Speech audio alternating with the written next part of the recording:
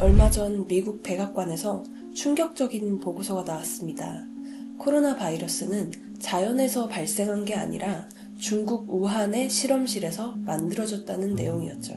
트럼프 미국 대통령이 코로나19 바이러스가 중국 우한의 바이러스 연구소에서 나온 것이 확실하다고 했습니다. 백악관이 코로나19 바이러스가 중국의 실험실에서 만든 거라는 주장을 공식화했습니다. 전 이 뉴스를 보고 소름이 쫙 끼치더라고요. 그동안 음모론이라고 치부했던 이야기들이 이제는 하나 둘씩 수면 위로 떠오르고 있습니다.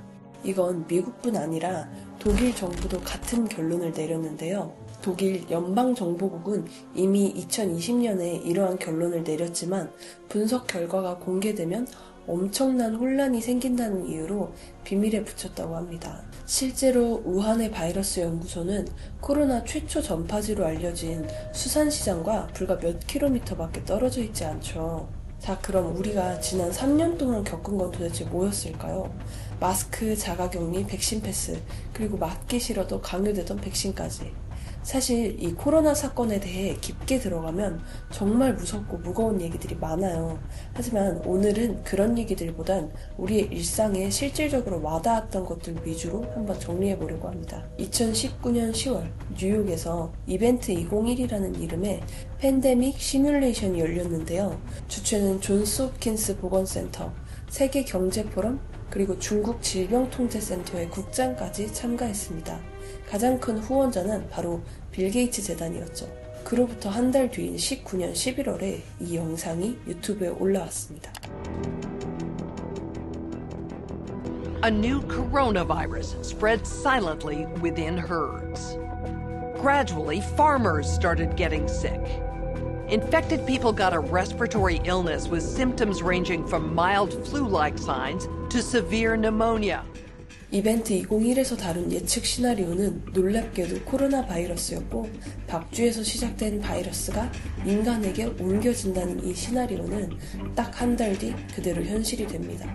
중국 우한에서 코로나 바이러스가 퍼지기 시작한 거죠. 그것도 박쥐에 의해서요. 하지만 당시 많은 사람들은 코로나가 퍼지고 있다는 걸 알지 못했어요. 그 이유는 바로 중국의 초기 대응 때문이었습니다. 중국 정부는 코로나에 대한 정보를 투명하게 공개하지 않았고 심지어 바이러스 샘플을 파괴하라고 지시했습니다. 또한 코로나를 처음 알린 리원량 의사를 유언비어를 퍼뜨렸다는 죄로 체포하기까지 했죠. 뭔가 이상하지 않나요? 분명 중국의 질병관리통제센터 국장은 2달 전 이벤트 201에 참여했습니다. 이때 분명 코로나를 대비해야 한다고 시뮬레이션까지 했는데 실제로 일이 일어나자 이런 대처를 보인다는 건 납득하기 어렵죠. They stopped people going into China, but they didn't stop people going into the USA and all over the world. So what's that all about? In other words, they knew they had a problem. I think they were embarrassed by the problem, very embarrassed. And the case could be made. They said, hey, look, this is going to have a huge impact on China. And we might as well let the rest of the world because 이렇게 전 세계가 팬데믹에 휩싸이자 주요 제약사들이 앞다투어 백신 개발에 착수했어요.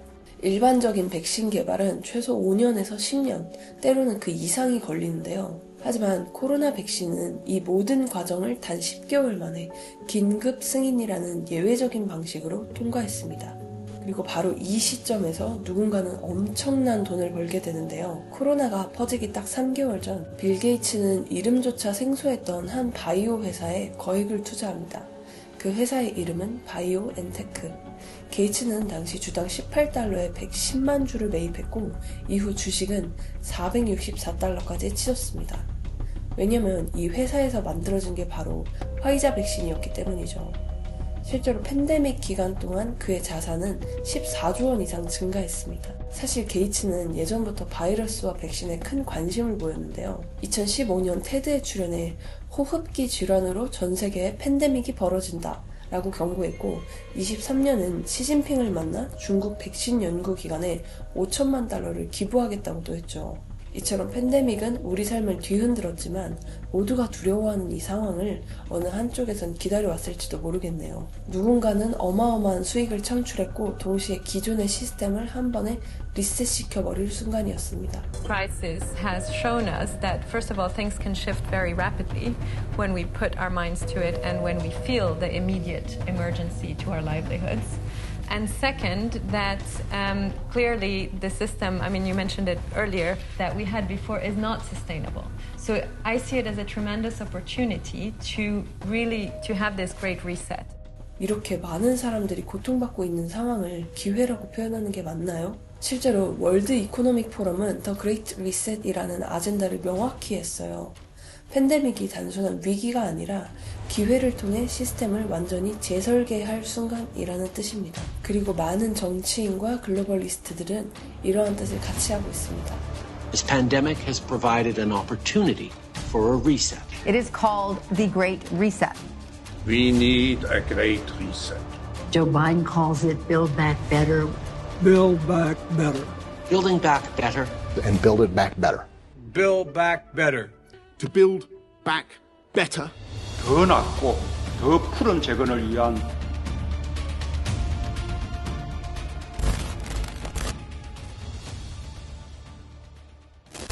코로나가 한국에 처음 들어왔던 순간은 어땠을까요?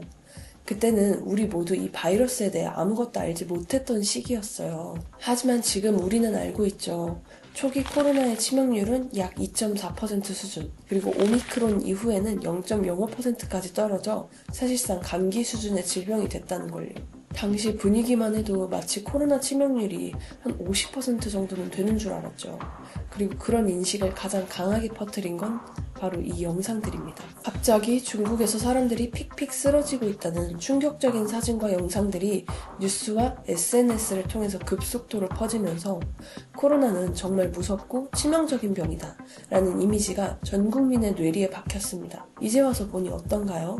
저도 코로나에 걸려봤지만 코로나에 걸린다고 무조건 저렇게 쓰러지지 않는다는 건 이제 우리 모두 알고 있죠. 한국의 첫 번째 코로나 환자를 기억하시나요? 그녀는 우한에서 입국했던 중국인 여성이었는데요. 이에 중국인 입국자를 받지 말자는 국민청원이 올라왔고 76만 명이 참여했습니다. 그리고 의사협회 또한 6번이나 대국민 담화를 통해 중국인의 입국을 막아야 한다라고 강하게 경고했어요. 하지만 문재인 정부는 중국인의 입국 금지가 불가능하다며 계속해서 입국을 허가했습니다. 심지어 혐오를 조장할 수도 있다며 우한 폐렴이라는 말도 더 이상 쓰지 말라고 했죠. 거듭 말씀드립니다만 코로나19 발생 이전의 세상은 이제 다시 오지 않습니다. 이제는 완전히 다른 세상입니다. 어떤가요? 이렇게 공포스러운 말과는 다르게 현재 우리는 일상을 다시 되찾았습니다. 당시 정부는 이런 공포 분위기 조성과 함께 우리를 질병으로 보호해준다는 명목으로 국민들의 모든 동선을 실시간 감시하고 추적했습니다. 그런데 그 정보들이 어떻게 사용됐는지 기억하시죠? 확진자라는 이유만으로 인터넷에선 조롱과 악플, 심지어 신상털이까지 벌어졌습니다. 그 결과 확진자들은 병에 걸려 죽는다는 것보다 비난받는 것을 더 두려워했어요. 이게 과연 국민들을 위한 대응이 맞나요? 낙인 찍고 격리시키고 감시하는 방식으로 국민들은 불안과 공포 속에 몰아넣은 건 바이러스가 아닌 바로 국가 시스템이었습니다. 그리고 통제가 시작됐어요. 학생들은 학교에 가지 못했고 종교시설들도 문을 닫아야 했습니다. 식당과 카페는 9시 이후에 영업 제한이 걸렸고요. 집합 금지 명령을 발령합니다. 이 순간부터 해당 시설은 영업을 중지하여야 하고 위반하는 경우 엄중한 처벌을 받게 될 것입니다. 특히 유흥업소나 주점 등을 운영하던 자영업자들에겐 사실상 사형 선고나 다름없었습니다. 그리고 지금 보면 정말 이해되지 않는 정책들도 많았는데요.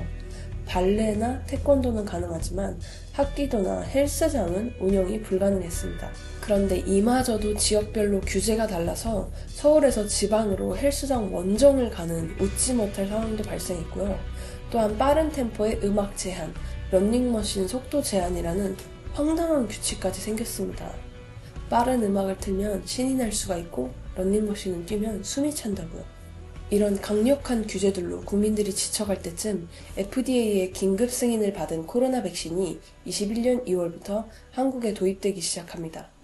저는 이게 1년도 안 돼서 만들어진 백신인데 그냥 맞아도 되는 걸까? 부작용이 걱정되더라고요. 하지만 정부는 백신 패스를 도입했고 백신을 맞지 않은 사람들은 사실상 일상생활이 불가능했습니다. 백신을 맞지 않았다는 이유로 해고당하고 심지어 식당에서 혼밥도 제대로 할 수 없었죠. 밥도 친구들이랑 못 먹고 눈치가 보이죠. 점심시간대에는 이제 도저히 안 맞으면 사회생활을 못 하겠구나. 그래서 이거는 뭐 강제로 맞아야겠구나. 이렇듯 기저질환이 있거나 임산부거나 알레르기 등 건강상의 이유로 백신을 맞지 못하는 사람들까지도 나의 일상생활을 위해서 원치 않는 백신을 접종하기 시작합니다. 그 결과 한국의 백신 접종률은 무려 84%. 그런데 말이죠. 이 모든 게 다 의도적으로 기획되었다면 어떨까요? 앤서니 파우치, 그는 현재 코로나를 둘러싼 공방의 중심에 놓여 있습니다. You believed an institutional should make it hard for people to live their lives so they'd feel pressured to get vaccinated. Could we run the audio clip on that, please?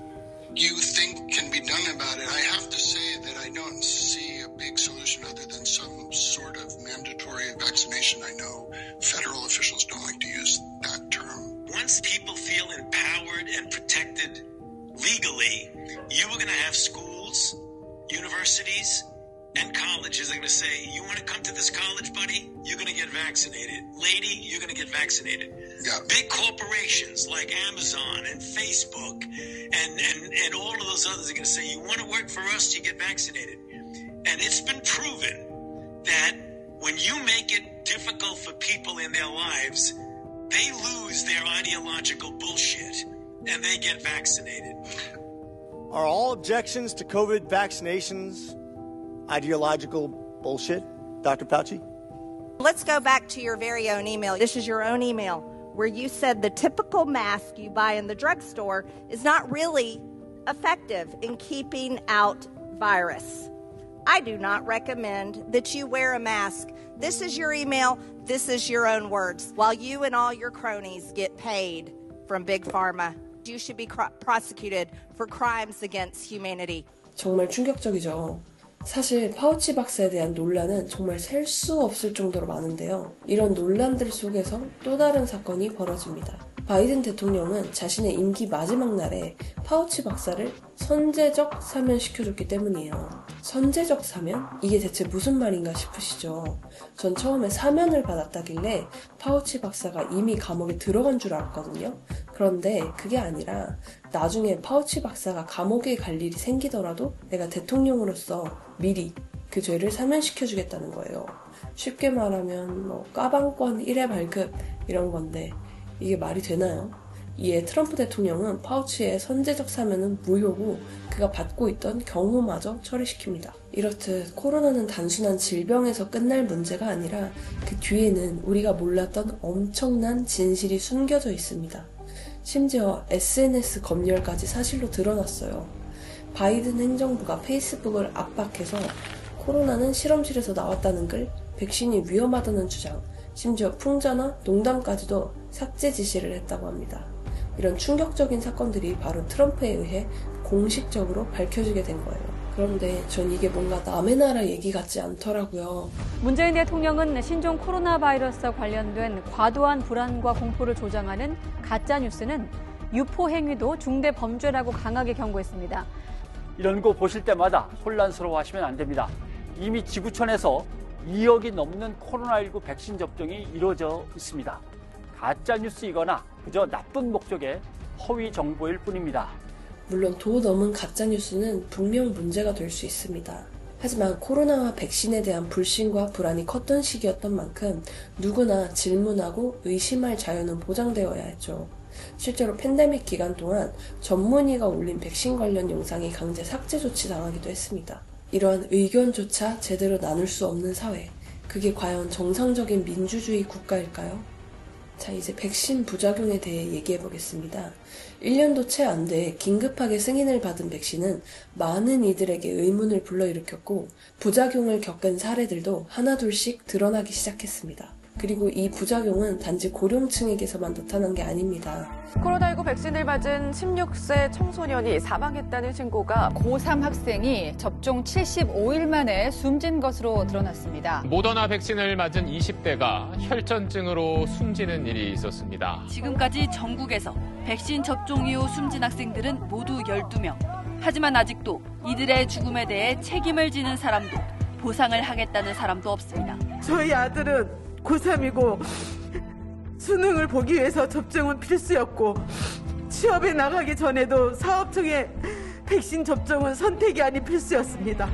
질병관리청에 따르면 지금까지 신고된 백신 부작용 피해 사례는 무려 48만 건에 달합니다. 이들은 정부를 상대로 피해 보상을 요구했으나 문재인 정부는 이들을 외면해왔어요. 인과관계가 부족하다는 게 그 이유였죠. 이에 윤석열 대통령은 출마 당시 1호 공약으로 백신 피해자들에 대한 특별법을 제정하겠다고 했는데요. 하지만 이 법안은 정치권의 정쟁 속에서 4년 가까이 미뤄져 왔고 최근에서야 겨우 국회를 통과하게 됩니다.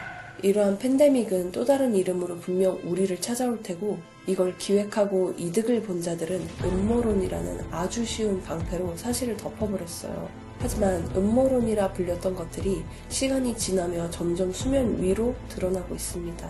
그렇다면 지금 음모론 취급을 받는 것들도 1, 2년 뒤엔 또 모르죠. 얼마나 많은 것들이 밝혀질지.